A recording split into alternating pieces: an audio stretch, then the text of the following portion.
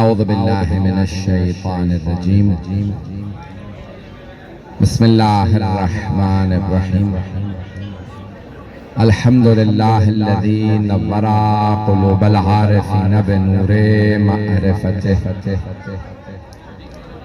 وأثبت فؤاد أنبيائه وأوليائه بقصص الأنبياء والمرسلين وأكمل إيمان المسلمين والمؤمنين بولاية علي أمير المؤمنين عليه السلام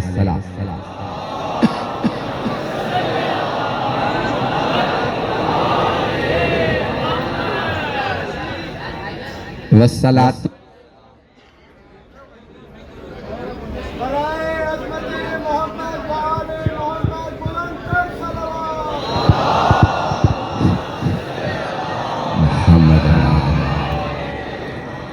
والصلاة والسلام والتحية والإكرام على أفضل الموجودات العبد المؤيد والرسول المسدد المصطفى الأمجد المحمود الأحمد أعني أبا القاسم محمد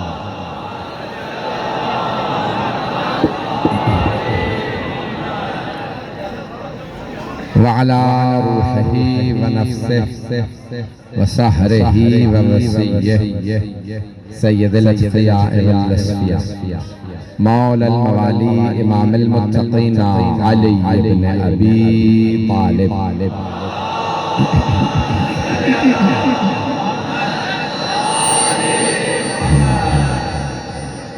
وعلى أوصيائه لا سيما بقية الله في الأرضين روحي وأرواح العالمين لتراب مقدمه الفدا واللعنة الدائمة على أعدائهم أجمعين من الآن إلى قيام يوم الدين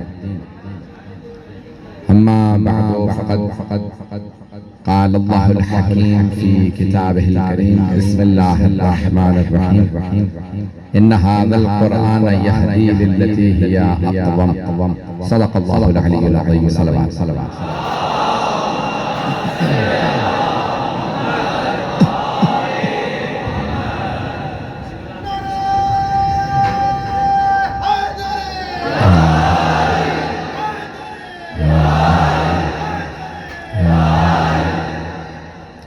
میں آپ تمام مومنین بھائیوں کی بزرگوں کی بچوں کی محبتوں کا بہت ممنون جب پچھلی بار آیا تھا تب بھی آپ نے بے انتہا محبت سے نوازا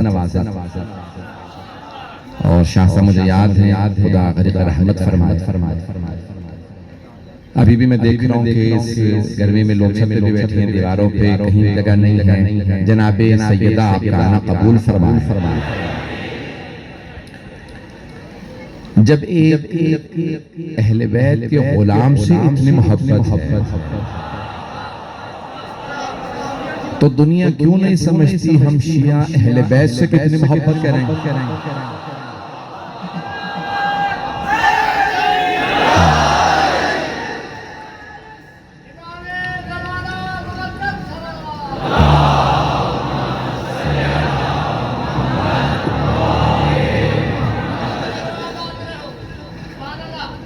توجہ ہے ذہن گرام جب امام جعفر الصادق علیہ السلام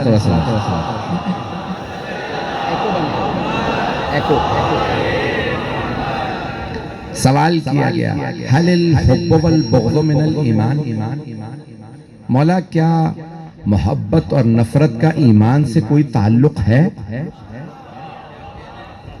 چھٹے امام علیہ السلام مولا کیا محبت اور نفرت کا ایمان سے کوئی تعلق ہے تو آپ نے مسکرا کے دیکھا اور جواب دیا فرمایا کہ حل الایمان الا الحب والبغض کیا ایمان محبت اور نفرت کے علاوہ کسی اور چیز کا نام ہے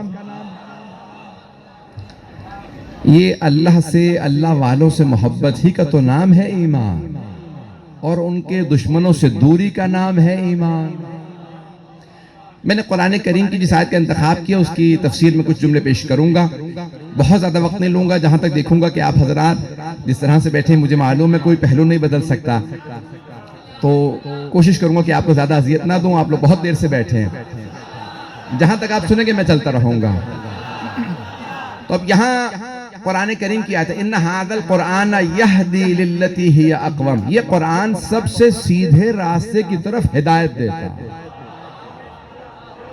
تو اب اللہ نے قرآن سے متعلق فرمایا یہ قرآن سب سے سیدھے راستے کی طرف، ایک ہوتا ہے سیدھا راستہ، ممکن ہے کہ اس میں کوئی جھول بھی ہو، اس راستے کے اندر کہیں پہ کوئی موڑ بھی ہو، لیکن خدا فرما رہا نہیں ان ھذا القرآن یہدی للتی ہی اقوم، یہ قرآن سب سے سیدھے راستے کی طرف ہدایت کرتا ہے۔ سیدھے راستے پہ کبھی بھی انسان کو ہدایت کی ضرورت نہیں ہوتی، کچھ مجمع ہے کچھ نہیں ہے بھئی۔ اگر آپ نے، میں بھی آیا ہوں شاہ صاحب کے گھر سے، تو وہاں سے میں تقریباً 20 منٹ لگے، اب وہاں سے کئی گلیاں مڑے ہیں، تو وہاں سے یہاں آنے میں راستہ بتانے کی ضرورت ہے۔ لیکن اگر بالکل سیدھی سڑک ہو، کوئی پوچھے جانا ہے مجھے اس مقام پہ، تو آپ کہیں سیدھے چلے جائیے، سیدھے چلے جائیے۔ کبھی مڑنا کہاں پہ، کہا مڑنا ہے ہی نہیں، سیدھے جانا۔ سیدھے جانے میں ہدایت کی ضرورت نہیں ہوتی، پھر بھی سارا مجمع نہیں ہے۔ سیدھے راستے پہ ہدایت کی ضرورت نہیں ہوتی کیونکہ راستہ ہی سیدھا ہے۔ لیکن اگر راستے میں شیطان بیٹھا ہو،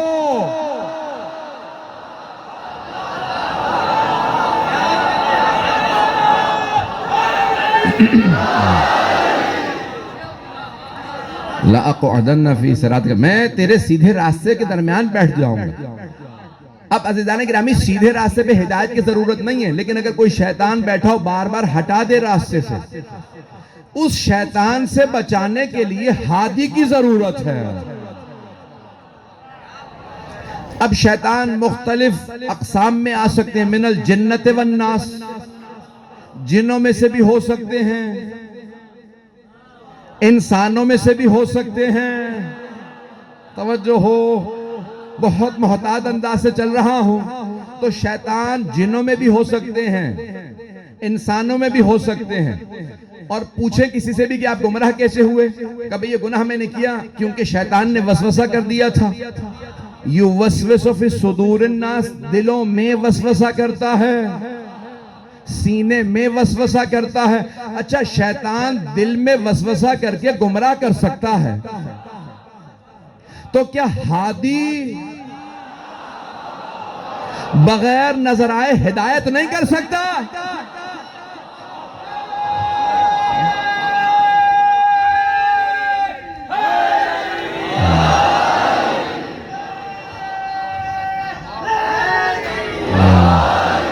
توجہ فرما رہے تھے جانے گرا، جب شیطان نظر نہیں آتا گمراہ کر دیتا ہے تو پھر پردہ غیب سے کوئی ہادی ہدایت کیسے نہیں کر سکتا؟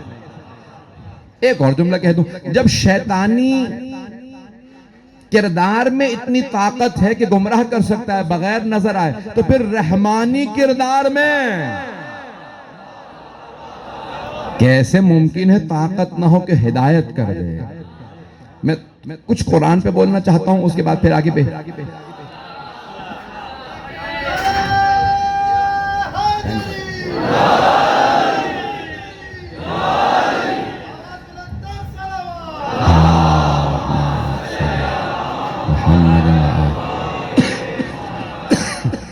توجہ رہے گی جانے گرا۔ اگر مجھے سندھی زبان آتی ہوتی تو میں آپ کی زبان میں پیش کرتا اس بات کو۔ بات واضح ہو رہی ہے؟ نظم ہے اور نثر۔ نظم جسے کہتے ہیں شاعری، یہ عربی کے دو لفظ ہیں، اردو میں استعمال ہوتے ہیں۔ اردو میں البتہ محدود ہے نظم کا مفہوم، لیکن عربی میں وسیع۔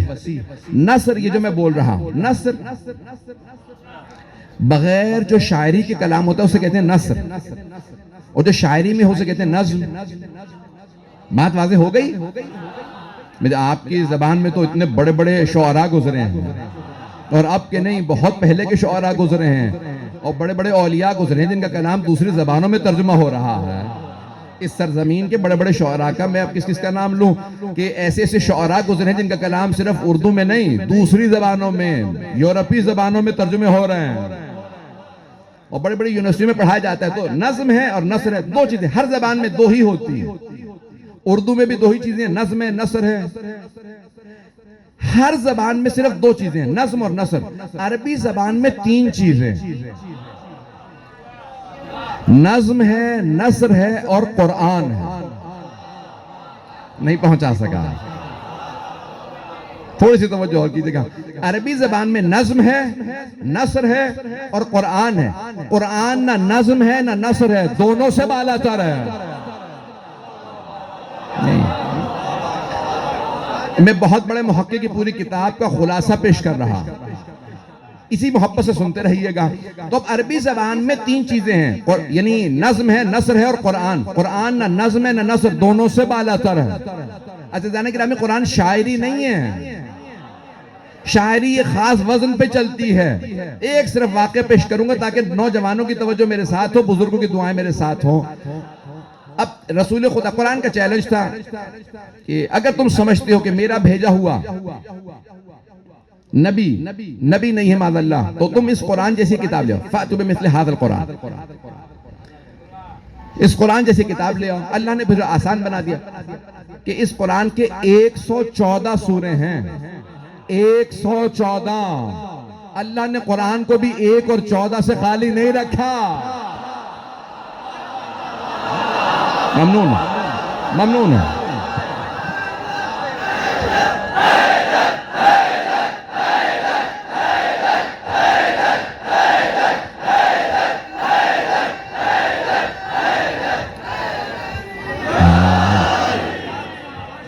بہت پیارے انداز سے سن رہے ہیں، میری حیثیت سے زیادہ مجھے آپ محبت عطا فرما رہے ہیں۔ عزیزان گرامی، میں محبتوں کا ممنون ہوں۔ اب اللہ نے کہہ دیا کہ فَأْتُوا بِعَشْرِ سُوَرٍ مِّن مِثْلِهِ، قرآن کے سوروں جیسے 10 سورے بنا لو۔ 114 سورے صرف 10 سورے بنا لو۔ پھر اللہ نے اور آسان بنا، فَأْتُوا بِسُورَةٍ مِّن مِثْلِهِ وَادْعُوا شُهَدَاءَكُم مِّن دُونِ اللَّهِ، جسے چاہو مدد کے لیے بلا لو۔ قرآن کے سوروں جیسا ایک سورہ بنا لاؤ۔ تو اب رسول خدا نے کہا جاؤ جا کے سورہ کوثر جو سب سے مختصر سورہ ہے اسے لکھو، اور جہاں 7 معلقات کعبے میں لٹکے تھے، 7 بہترین شاعری کے قصیدے عرب شعراء کے، 7 کہتے ہیں 7 کو، 7 معلقات، 7 بہترین شعراء کے کلام خانہ کعبہ میں لٹکائے گئے تھے۔ اس سے بہتر اب تک کلام نہیں آیا۔ رسول خدا نے کہا جہاں 7 معلقات ہیں نا، سب سے بڑے شعراء کے سب سے اچھے کلام، اللہ کے کلام کا سب سے مختصر سورہ، سورہ کوثر، وہاں پہ جاؤ جا کے لٹکا دو۔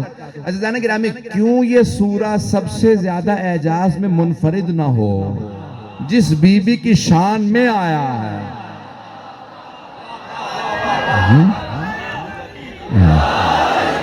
وہ بی بی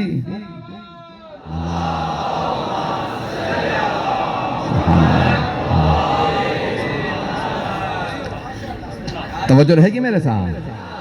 تو کہ وہ بی بی منفرد ہے تو یہ سورہ بھی منفرد ہے۔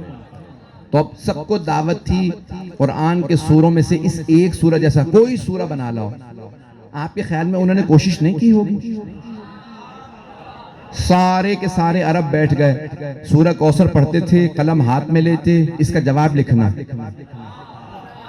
جیسے ہی قلم ہاتھ میں لیتے، کاغذ سامنے رکھتے، دماغ کام کرنا بند ہوتا۔ توجہ، یہ قرآن ہے، کوشش کرتے جواب نہیں۔ یا علی میں سلامت رہا۔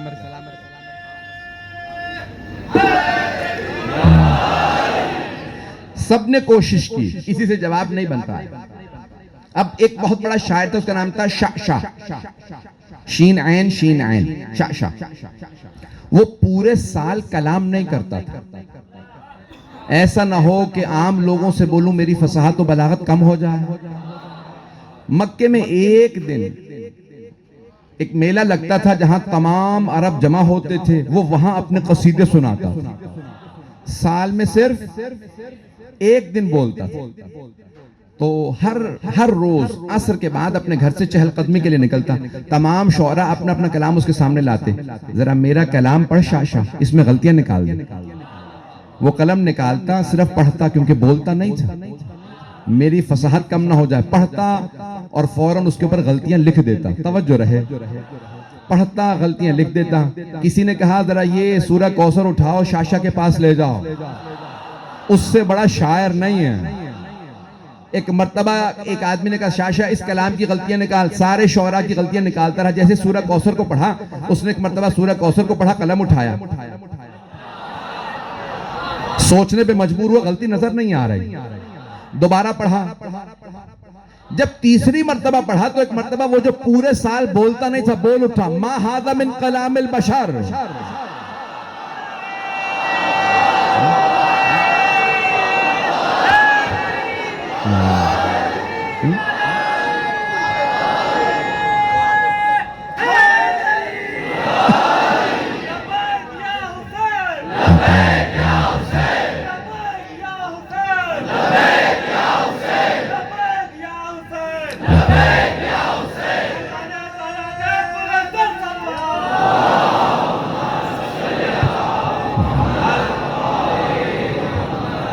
توجہ فرمائی جانے گرا، وہ جو پورے سال بولتا نہیں تھا بول اٹھا، ما ھذا من کلام البشر، یہ بشر کا کلام نہیں ہے۔ اب تک وہ کہہ رہے تھے کہ محمد خود بنا رہے ہیں، اب جیسے ہی شاشا نے کہا یہ بشر کا کلام نہیں، یہ ما فوق البشر کا کلام ہے، یہ انسان کی صلاحیت سے بالا تر ہے۔ اب تمام قریش کے سردار جمع ہوئے، نام نہیں لے سکتا کسی کا بھی، ان میں سے کچھ بعد میں مسلمان ہو گئے تھے۔ جس سردار کے گھر جمع ہوئے، سارے قریش کے سردار جمع ہوئے کا کیا کیا جائے؟ شاشا نے ہاتھ اٹھا لیے، وہ کہتا ہے یہ محمد کا کلام نہیں ہے، یہ اللہ ہی کا کلام ہے۔ وہ ایمان نہیں لایا لیکن کہتا ہے میں یہ ایمان رکھتا ہوں یہ قرآن ہے، محمد کا کلام نہیں ہے۔ توجہ، اب سارے سرداروں نے کہا کیا کیا جائے؟ توجہ میرے ساتھ ہو، کیا کیا جائے؟ قرآن کا جواب دے نہیں سکتے جب شاشا کے بس کی بات نہیں، تو ابو لہب، عتبہ، شیبہ، ابو جہل، یہ قرآن کا جواب کہاں دے پائیں گے؟ کیا کیا جائے؟ تو ابو سفیان نے کہا کہ پھر محمد کو قتل کر دیتے، تو اس نے فیصلہ کیا قتل کیا جائے گا۔ کیسے؟ کہ بنی ہاشم سے کون لڑے گا؟ پھر ہر قبیلے سے ایک آدمی لو جو رسول خدا کا قتل کرے تاکہ کسی ایک قبیلے سے لڑ نہ سکیں، سارے قبیلوں کا ایک ایک آدمی ہو۔ توجہ، دو جملے پیش کروں گا کہ سارے قبیلوں کا ایک ایک آدمی ہو۔ 4 دن سے بیمار ہوں، طاقت نہیں ہے، پورا زور دے رہا ہوں۔ ایک مرتبہ اس نے کہا، ابو سفیان نے کہا کہ ہر قبیلے کا ایک ایک آدمی ہو۔ 40 قبیلوں سے افراد گئے، اب پتہ چلا یہ الائیڈ فورسز بنانا، اتحادی فوجیں بنانا نیا کام نہیں ہے۔ پہنچ رہی ہے نہیں؟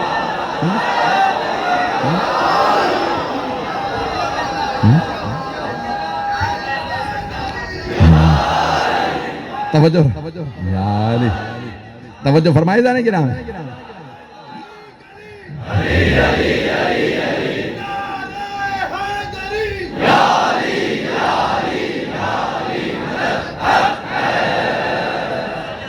اتحادی فوجیں بنانا نیا کام نہیں ہے۔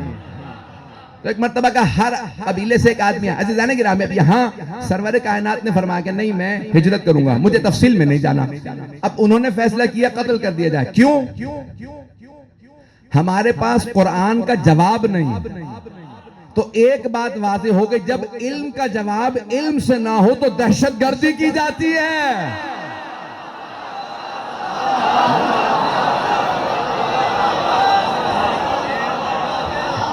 بات پہنچ رہی ہے دانے گرامی؟ جب علم کا جواب علم سے نہ لاؤ تو پھر خود کا حملہ کرو گے، دہشت گردی کرو گے۔ تو اللہ نے قرآن سے سکھایا ہے علم سے جواب دو۔ جب رسول خدا کے ان کے پاس علم کا جواب نہیں تھا تو انہوں نے کہا کہ قتل کر دیا جائے۔ یہی دہشت گردی. اچھا البتہ اس سے بھی پہلے انہوں نے 3 اور منصوبے بنائے. میں جلدی پیش کر دوں اگر سننا چاہیں تو. 3 منصوبے بنائے انہوں نے کہا بھئی 3 طبقات ہیں. رسول خدا جب قرآن کی تلاوت کرتے ہیں نا تو سب بیٹھ جاتے ہیں سننے کے لیے, جو نہیں مانتے وہ بھی سنتے ہیں. یہاں تک ہے تاریخ کے اندر الفاظ کہ سب سے زیادہ پروپیگنڈا رسول خدا کے خلاف جو عتبہ, ابو جہل اور شیبہ کرتے تھے, وہ خود جب رسول خدا رات کو قرآن کی ترتیل کرتے تھے, قرآن کی تلاوت فرماتے تھے نا, تو وہ چھپ کے سننے آتے تھے. ایک مرتبہ تینوں کا آمنا سامنا ہو گیا تو انہوں نے کہا بھئی تم یہاں کہاں؟ کہ مجھ سے بعد میں پوچھنا, تم بتاؤ تم کیسے؟ کہ سچ پوچھو تو میں محمد کا قرآن سننے آیا تھا. آواز بھی پیاری ہے, کلام بھی خوبصورت ہے. کہ پھر آج سے توبہ کرو, لوگوں کو روکتے ہو, خود سنتے ہو. اب پتہ چلا کئی لوگ دل میں تو مانتے ہیں لیکن زبان پہ منافقت ہوتی ہے.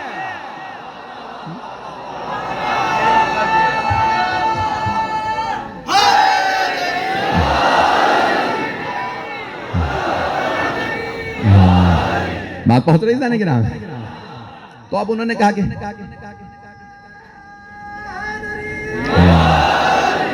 تو انہوں نے کہا 3 منصوبے بنائے جائیں. کیا منصوبہ؟ کا مردوں کو دور رکھنے کے لیے کہا جائے کہ یہ شاعر ہے. اس زمانے میں اکثر جو شعراء تھے وہ شرابی ہوتے تھے, ہوش میں نہیں ہوتے تھے. مردوں کو دور رکھنے کے لیے کہا جائے غیر سنجیدہ آدمی ہے. خواتین کو دور رکھنے کے لیے کہا جائے کہ ان کا کلام نہ سنو, یہ جادوگر ہے. خواتین دور رہیں گی, جادوگروں سے ڈرتی ہیں. بچوں کو دور رکھنے کے لیے کہا جائے ہذا مجنون, یہ مجنون ہے, دیوانے معاذ اللہ. بچے دیوانوں کو پتھر مارتے تھے.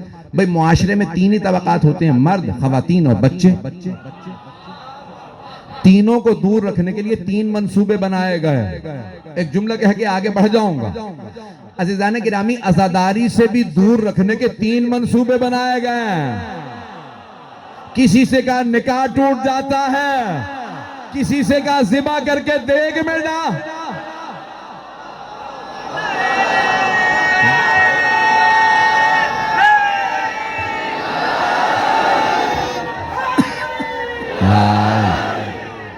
توجہ فرمائیے جانے گرام. تو اب سرور کائنات کے خلاف 3 منصوبے بنائے گئے, لیکن حبیب خدا رسول خدا محمد مصطفیٰ صلی اللہ علیہ وسلم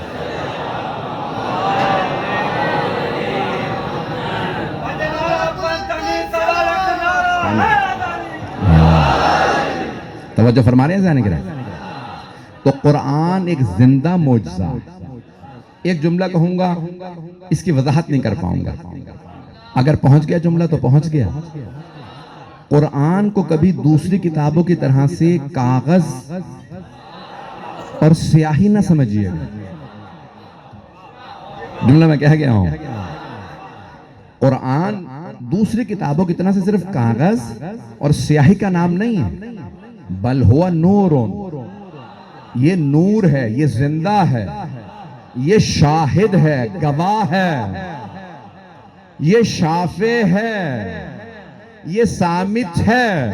توجہ, روز قیامت, اطیب البیان, تفسیر اطیب البیان میں روز قیامت ایک مرتبہ بہت خوبصورت مخلوق اللہ محشور کرے گا. سب سوال کریں گے, پروردگارہ یہ کون ہے؟ ہم نے دنیا میں اتنی خوبصورت مخلوق نہیں دیکھی. اللہ کہے گا ذرا اپنا تعارف خود کروا. تو ایک مرتبہ قرآن کریم کہے گا میں قرآن ہوں, ہر گھر میں موجود تھا, تمہیں معلوم ہی نہیں تھا میں کتنا خوبصورت ہوں.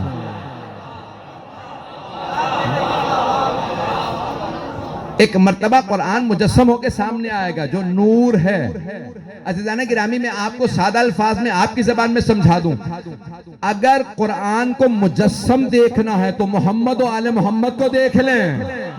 محمد و آل محمد کو لکھا ہوا دیکھنا ہے تو قرآن دیکھ لیں. قرآن بھی معجزہ ہے, محمد و آل محمد بھی معجزہ ہے. نہ قرآن کا کوئی جواب ہے, نہ محمد و آل محمد کا کوئی جواب ہے.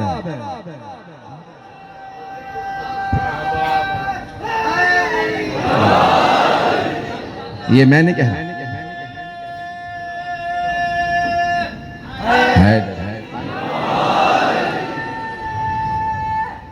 حیدری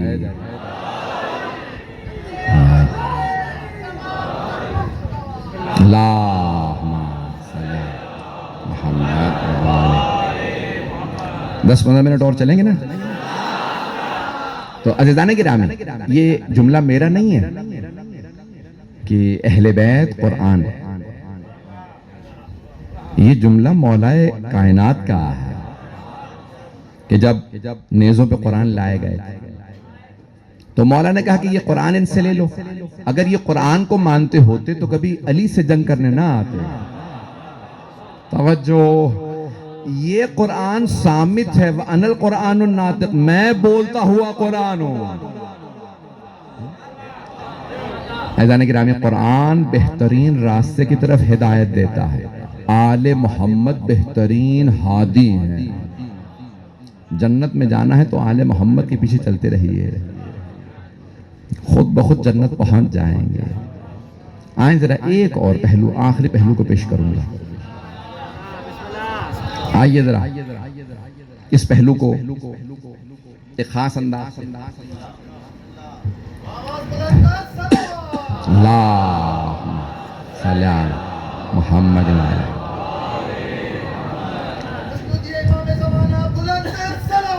اللہم صلی علی محمد وآلہ۔ توجہ رہے گی میرے ساتھ؟ میں ممنون ہوں آپ کی محبتوں کا، جس پیارے انداز سے آپ نے سن دیا میں پوری زندگی یاد رکھوں گا۔ عزیزان گرامی، قرآن کریم بہترین کتاب ہے، آل محمد بہترین مخلوق خدا۔ قرآن زندہ معجزہ ہے، آل محمد بھی زندہ معجزہ ہیں۔ ہم مردوں سے مدد مانگنا بدعت سمجھتے ہیں۔ توجہ، سارے مجمع کو بات نہیں پہنچا سکا۔ ہم مردوں سے مدد مانگنا بدعت سمجھتے ہیں۔ مولا نے فرمایا جو ہماری زیارت کے لیے آئے اسے بتا دو مردہ سمجھ کے زیارت نہ کرے۔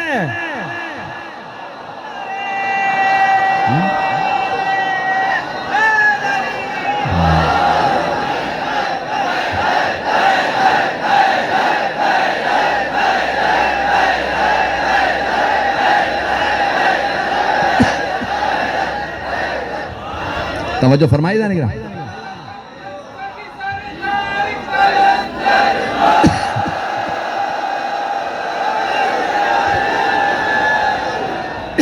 توجہ ہے نا؟ مولا نے خود فرمایا خبردار جو ہماری زیارت کے لیے اسے بتا دینا ہمیں مردہ سمجھ کے زیارت نہ کرے، اس کی زیارت قبول ہی نہیں ہے۔ جو ہمیں مردہ سمجھ کے زیارت کرے، ہمیں زندہ سمجھ کے زیارت کرنا۔ اب حبیب خدا رسول خدا کی حدیث کو پیش کر دو۔ آپ فرماتے ہیں من زارنی بعد مماتی کمن زارنی فی حیاتی، جو میرے دنیا سے جانے کے بعد میری زیارت کرے بالکل ایسا ہے جیسے اس نے زندگی میں زیارت کی ہو۔ اگر پہنچ جائیں جیسے زندگی میں زیارت کی ہو، جیسے زندگی میں زیارت کی ہو، تو صرف وہی صحابہ نہیں، ہر وہ آدمی جو پیغمبر سے عقیدت رکھتا ہو وہ بھی غلام ہے۔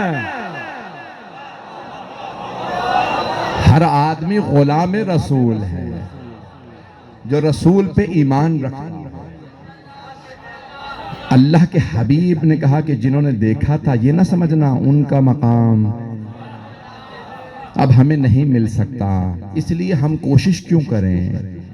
نہ کوشش کرتے رہو، اللہ جو بھی میری زیارت کے لیے آئے گا اسے وہی ثواب عطا کرے گا جیسے اس نے میری زیارت سامنے سے کی ہو۔ ایک اور جملہ پیش کر دو، جب مشہد مقدس تشریف لے جائیں گے نا تو آدھا کلومیٹر باؤنڈری ہے حرم کی، بہت بڑا حرم، سب سے بڑا حرم۔ ہر دروازے پہ بھی اذن دخول لگا دیا گیا، جو امام نے بتایا جو زیارت کے لیے آئے وہ یہ اجازت مانگے پھر اندر جائے، اسے کہتے ہیں اذن دخول، اندر داخل ہونے کی اجازت۔ اجازت کس سے لی جاتی ہے؟ توجہ، زندوں سے اجازت لی جاتی ہے، مردوں سے کوئی اجازت نہیں مانگتا. اب آپ حرم پہ جائیں, وہاں ایک اور جملہ لکھا, امام رضا کا اذن دخول پڑھیں گے نا, وہاں پہ لکھا اشہد انک, میں گواہی دیتا ہوں, آپ اشہد انک تسمع کلامی, میں گواہی دیتا ہوں آپ میرا کلام سن رہے ہیں, وَتَرُدُّ سلامی, میرے سلام کا جواب دے رہے ہیں. اگلا جملہ پڑھتے ہیں, میرے گناہوں کی وجہ سے آنکھوں اور کانوں پہ پردے ہیں, نہ میں دیکھ سکتا ہوں نہ سن سکتا ہوں, تو پردے تو ہمارے کانوں پہ ہیں.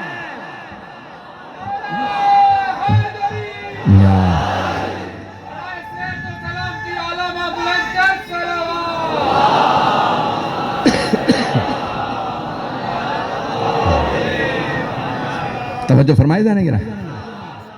تو یہ قرآن ناطق زندہ ہے. آپ جاتے ہیں تو آپ کہتے ہیں, یہاں صرف ایک دو باتوں کو پیش کرنا, اس کے بعد ہے تھوڑا سا وقت ہے ابھی میرے پاس, دو باتیں پیش کرنا چاہتا ہوں. ایک کہ شیخ محسن قراتی ایک عالم دین ہے بہت بڑے, تو کہنے لگے میں جنت البقیع میں کھڑا تھا, تو ابا قبا میں تھا, قلم لگا تھا, تو کسی نے آ کے قلم نکالا اور زمین پہ پھینک دیا, کہا یہ تم قبروں کی زیارت کرنے آئے ہو, ان سے مدد مانگتے ہو, اگر یہ مدد کر سکتے ہیں تو میں نے تمہارا قلم زمین پہ پھینکا, ذرا بلاؤ اپنے امام کو, کہو ہے حسن مجتبیٰ میرا قلم اٹھا کے دے دے, اگر مدد کر سکتے ہیں تو قلم اٹھا دیں گے. تو آقا محسن قراتی کہتے ہیں, میں نے کہا اگر تیری دلیل کو مان لوں تو پھر تو خدا بھی مدد نہیں کر سکتا. لوگ ہیں یا نہیں ہیں؟ توجہ ہے. اگر تو کہتا ہے کہ میں امام سے کہوں قلم اٹھا کے دے, تو ذرا اللہ سے کہ قلم اٹھا کے دے دے. یہ ان کاموں کے لیے نہیں بنے کہ تمہارے قلم اٹھا کے دے. یہ بڑے بڑے کام ہوتے ہیں تو کہتے ہیں پروردگارہ سن لے. بات پہنچ رہی ہے جانے گرام, پروردگارہ اس نے مانگا ہے, مجھے وسیلہ قرار دیا, تو آپ اسی لیے دعائے توسل میں بھی بڑھ, یا وجیہن عند اللہ. آپ کسی کے پاس جائیں نا سفارش کے لیے, تو کہتے ہیں خود جاؤں گا تو نہیں مانے گا, کسی ایسے کو لے جاؤں جسے مانتا ہو. بات پہنچ گئی ہے. تو اب ہماری تو اللہ کے سامنے آبرو نہیں ہے, تو ہم کہتے ہیں کسے پیش کریں. تو ہمیں پتہ ہے محمد و آل محمد سے زیادہ کسی کی آبرو نہیں ہے, اسی لیے پیش کرتے ہیں. عزیزان گرامی, کون ہیں اہل بیت؟ ہم کیوں احترام کرتے ہیں ان کے ماننے والوں کا, ان کے صحابہ کا, ان کے اصحاب کا کیوں احترام کرتے ہیں؟ کیونکہ انہوں نے ان کے فرمان پہ عمل کیا. توجہ, صحابہ رسول کا بھی احترام اسی لیے ہے کہ انہوں نے رسول خدا کی بات کو مانا, قرآن پہ عمل کیا. اہل بیت کے بھی اصحاب کا اسی لیے احترام ہے کہ انہوں نے اطاعت کی, فرما برداری کی. ہے ایسا یا نہیں؟ توجہ میرے ساتھ, گھبرا کے نہ سنیے گا. بس یہ آخری بات پیش کرو, اسی پہ تمام. قرآن میں آیت آئی اقیم الصلاۃ, نماز قائم کرو, تو صحابہ نے نماز پڑھی. یا ایھا الذین آمنوا کتب علیکم الصیام, پوری آیات نہیں پڑھوں گا, یاد ہیں, وقت نہیں ہے. اے ایمان والو تم پہ روزے لکھ دیے گئے ہیں جس طرح سے تمہارے سے گزشتہ امتوں پہ روزے فرض کیے گئے تھے, کما کتب علی الذین من قبل. عزیزان گرامی, اللہ نے قرآن میں آیات نازل کی, روزہ رکھو, صحابہ نے روزہ رکھا. وَلِلَّهِ عَلَى النَّاسِ حِجُّ الْبَيْتِ مَنِ اسْتَطَاعَ إِلَيْهِ سَبِيلًا, اللہ کے گھر کا حج فرض ہے ان پہ جن کے پاس استطاعت ہو. صحابہ حج پہ چلے گئے, اللہ نے کہا زکوٰۃ ادا, وَآتُوا الزَّکَاةَ, زکوٰۃ ادا کرو. صحابہ نے زکوٰۃ دی, اللہ نے کہا خمس نکالو, انہوں نے خمس ادا کیا. اللہ نے کہا جہاد پہ جاؤ, وہ جہاد پہ گئے. توجہ, اللہ نے کہا ہجرت کرو, انہوں نے ہجرت کی. امر بالمعروف کرو, انہوں نے امر بالمعروف کیا. اللہ نے کہا نہیں انل منکر کرو, انہوں نے نہیں انل منکر کیا, تو وہ عمل کرتے رہے. آیتوں کے انتظار میں رہتے تھے, آیتوں کے, آیت آئے تو ہم عمل کریں. صحابہ آیتوں کے انتظار میں رہتے تھے, آیتیں آل محمد کے انتظار میں رہتی تھیں. علی حالت رکوع میں زکات دے تو میں آؤں. توجہ.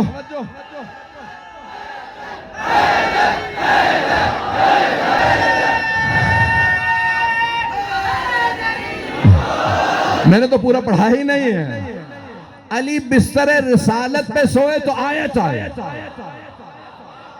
سیدہ نے راہ خدا میں روٹیاں دی تو سورہ آیا. حسن مجتبیٰ نے پوشاک مانگی تو آیت آئے. حسین پشت پہ سوار ہوئے. علی نے خیبر کا در اکھاڑا. وَيُعَذِّبُهُمُ اللَّهُ بِأَيْدِيكُمْ. اللہ اپنے دشمنوں پہ تمہارے ہاتھوں سے.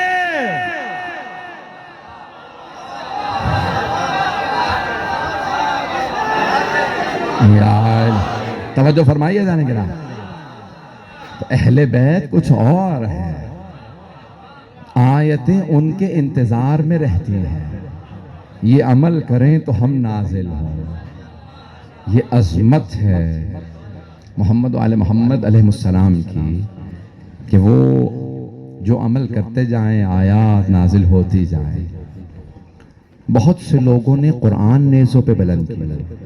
بہت سے لوگوں نے اہل بیت کے سر نیزوں پہ بلند کیا.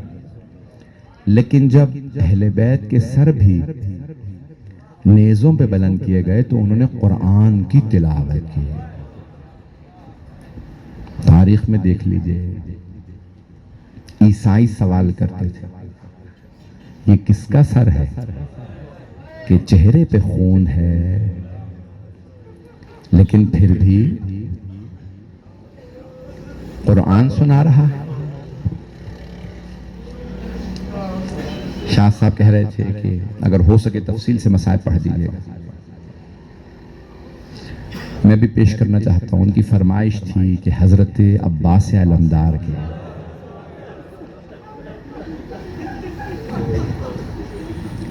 کچھ مومنین تو نام آتا ہی غازی عباس کا. شاید آپ نے یہ روایت پہلے نہ سنی ہو, شاید سنی ہو. روضۃ الشہداء میں ہے. مسلم میں گچکار دیواریں لیپ کرنے والا گچکار کہتے ہیں. کوفے میں اس کا نام تھا مسلم. دیواروں پہ لیپ کر رہا تھا. اچانک اس نے محسوس کیا کہ لوگ پتھر مار رہے ہیں. کچھ قیدی بیویاں آ رہی ہیں. اس نے ایک مرتبہ اپنا مزدوری کا کام چھوڑا, دوڑتا ہوا کہ دیکھنے کیا ہو رہا ہے. آکے دیکھا کہ ایک مرد ہے, گلے میں طوق ہے, ہاتھوں میں ہتکڑیاں ہیں, پاؤں میں بیڑیاں. کچھ بیویاں ہیں, بچے ہیں. میرے بعض بزرگ شاید برداشت نہ کر پائے. اب وہ مسلم گچکار کہتے ہیں میں نے دیکھا کہ نیزیں ہیں, نیزوں پہ سر بلند ہے. اگر دیکھ سکے تو میری طرف ضرور دیکھیے گا. کہ سارے سر نیزوں پہ بلند تھے, ایک سر گھوڑے کی گردن میں لٹکا ہوا.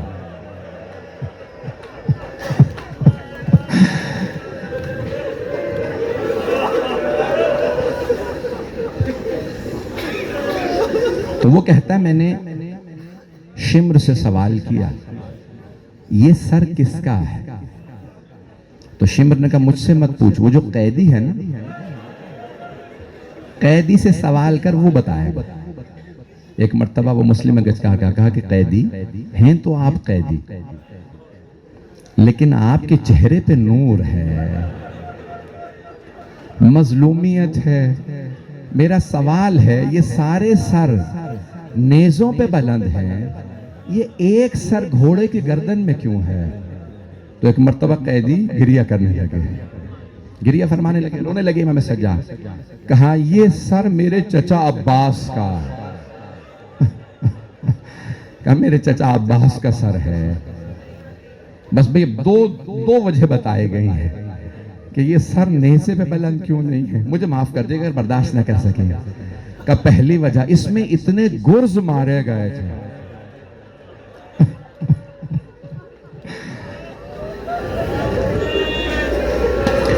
اور دوسری وجہ یہ، جب بھی یہ نیزے پہ بلند کرنا چاہتے تھے سر نیزے پہ نہیں جاتا تھا.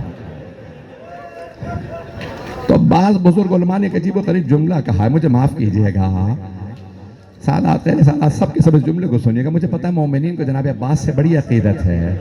مجھے بتایا کہ اس امام مالکہ میں لوگ بڑی عقیدت سے جناب عباس کے مصائب سنتے ہیں. تو ایک مرتبہ کہا کہ کیوں؟ کہا کیونکہ پوچھا مولا سجاد نے ذرا بتائیے. کہا کہ سجاد آپ کی دادی نے پردے بچانے کے لیے مانگا. جب نیزے پہ جاؤں تو مجھے بیویاں نظر آتی ہے جن کی چادریں چھینی جا چکی ہے. اجرکم اللہ، اجرکم اللہ.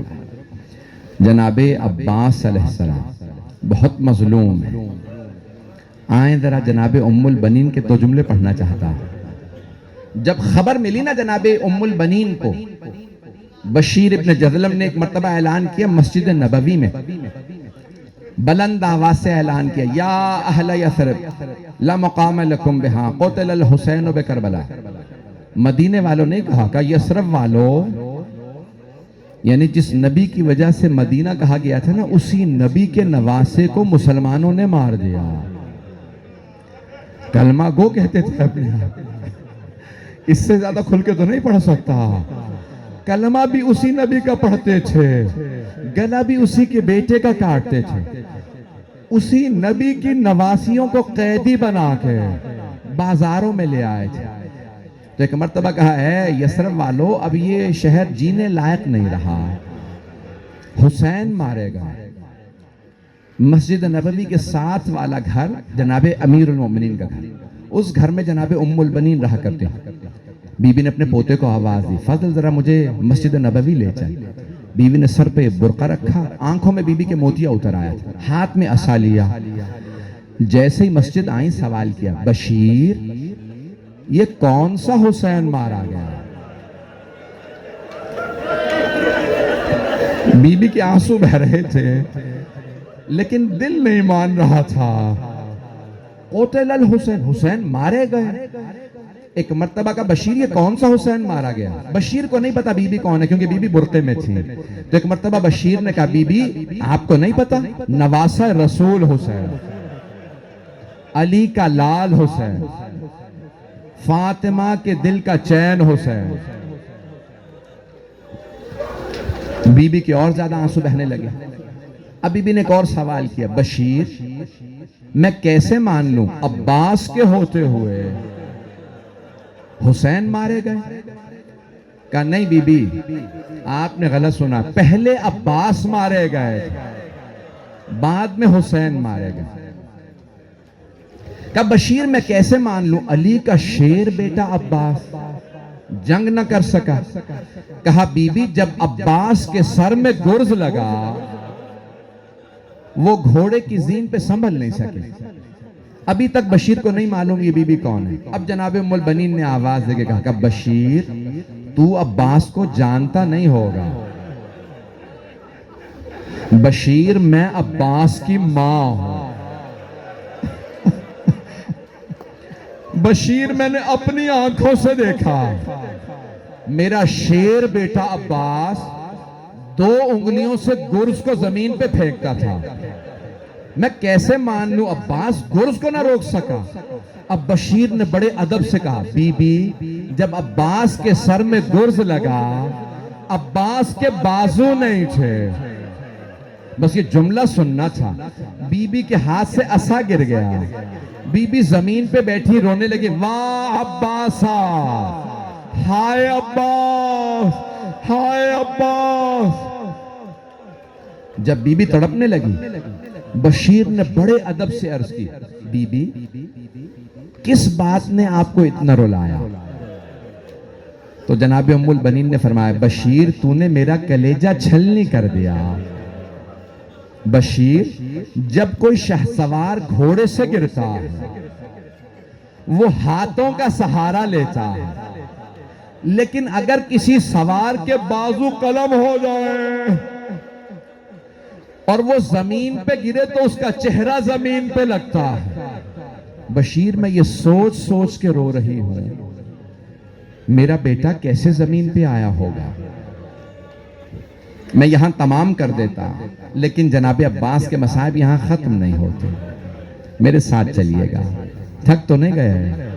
مجھے بتایا بہت دیر سے آپ لوگ بیٹھے ہیں، بہت دیر سے بیٹھے ہیں، لیکن آپ ابھی گھر چلے جائیں گے نا؟ خاک پہ تو کوئی نہیں بیٹھا رہ جائے گا۔ آپ اگر زیادہ روئیں گے تو کوئی تازیانے تو نہیں مارے گا۔ جب علی و بطول کی بیٹیاں روتی تھی تو انہیں تازیانے مارے جاتے تھے۔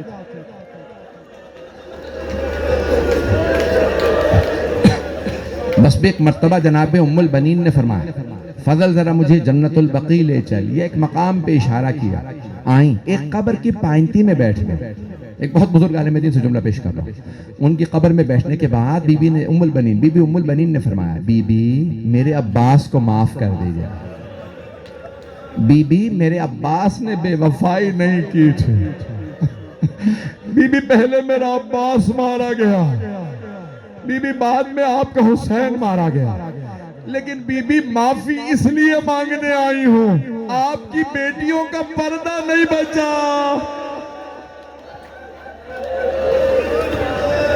اجرکم اللہ، اجرکم اللہ۔ بی بی کے 4 بیٹے تھے جناب ام البنین کے، چاروں کربلا میں شہید ہوئے۔ اب بی بی نے چاروں بیٹوں کے نام سے قبر بنائی، کہ یہ میرے عباس کی قبر ہے، یہ جعفر کی، یہ عبداللہ، یہ عمران، سارے قبریں بنائے۔ پھر ایک مرتبہ کہا میرے شیرو میں تم پہ گریہ نہیں کروں گی کیونکہ تمہاری ماں زندہ ہے۔ پھر بی بی اپنے ہاتھ سے ایک 5ویں قبر بناتی، کہتی یہ میرے مولا حسین کی قبر ہے، میں کربلا میں ہوتی میں پانی ڈالا کرتی،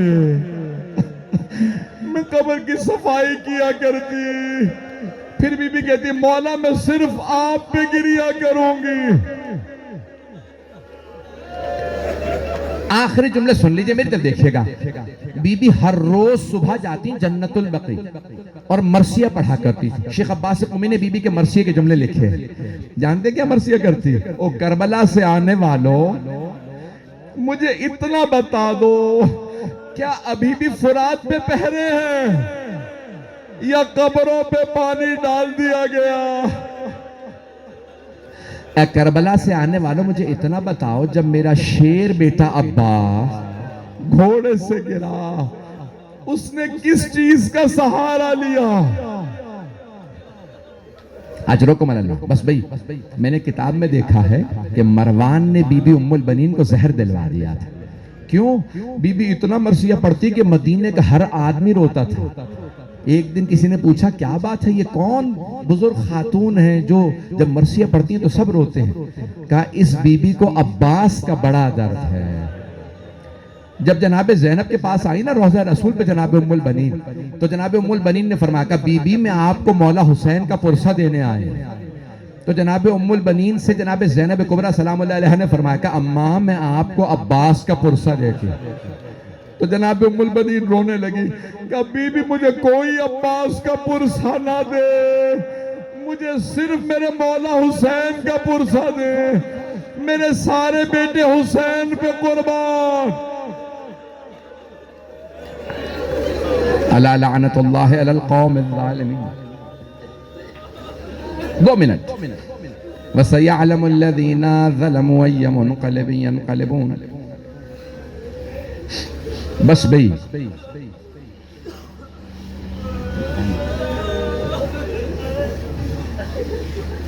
دو دعا کے جملے۔ شاہ صاحب نے یہ بھی کہا تھا اگر حضرت علی اصغر کے بھی 2 جملے پڑھتوں، حرملا تو نے ایسے بچے کو تیر مارا جس بچے کو یہی پتہ نہیں تھا کہ جب تیر لگتا ہے تو رونا چاہیے یا ہنسنا چاہیے۔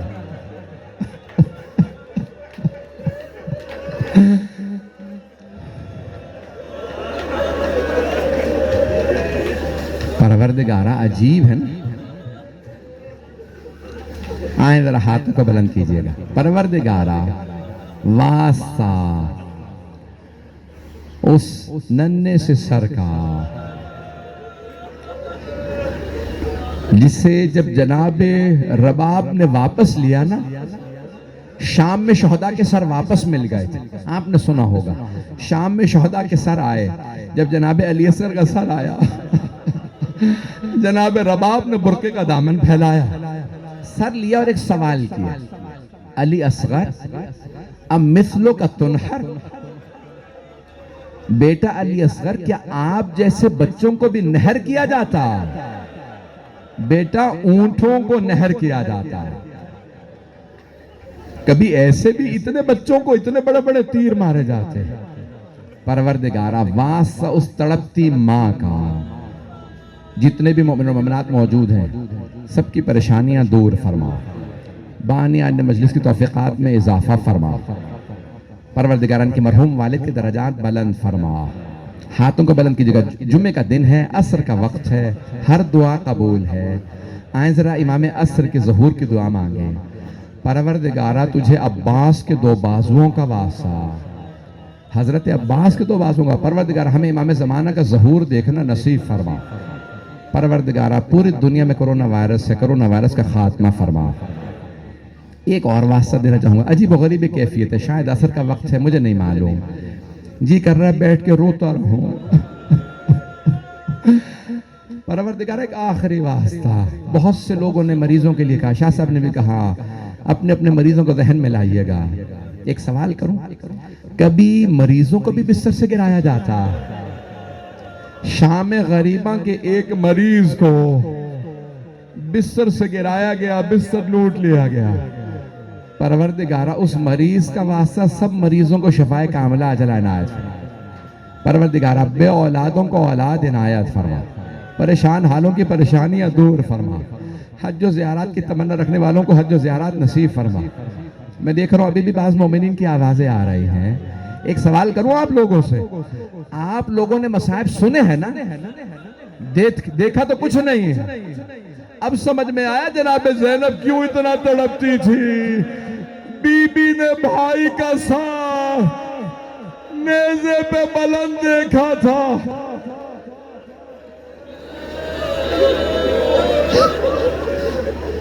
پروردگارہ جناب زینب کی چادر کا واسطہ ہماری گنہگار آنکھوں کو امام زمانہ کی زیارت نصیب فرما، جنت البقیع دوبارہ تعمیر ہوتا دیکھنا نصیب فرما، پروردگارہ جو ہاتھ بلند ہیں کسی کو رد نہ فرما۔ ربنا تقبل منا انك انت السميع العليم بحق محمد وآلہ الطیبین الطاہرین المعصومین۔